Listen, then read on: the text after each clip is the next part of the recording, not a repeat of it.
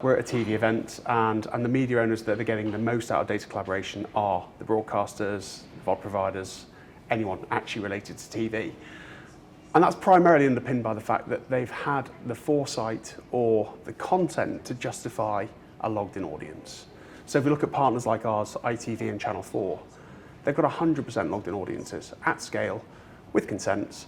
They're enabling them to offer products to the market that can give scale that arguably is comparable to how people are currently working with third-party cookies, albeit with a much better consent framework with the customer and better value delivered back to them. So I think it's a really exciting growth space, and I think actually the digital publishers have got quite a lot to learn to catch up and be bullish about the fact that they need things like registration walls in place to get them to a similar position.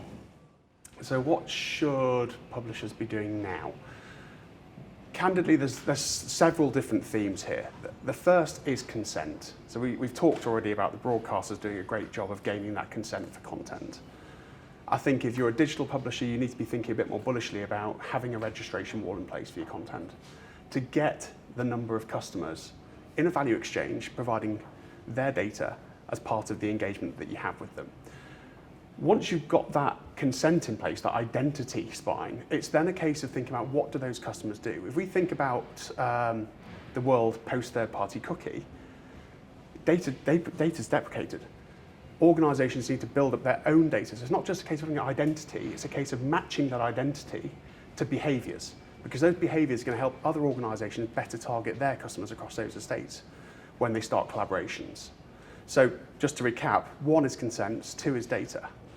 The third is then productization, and this is where we've seen people like Channel 4 with Brand Match really lead the charge. It's not just a case of having the data, the tech and everything in place, it's about putting a wrap around it. A wrap around it to help brands understand what that proposition is, what it's going to give them. And then the final bit of the jigsaw for me really is the agencies.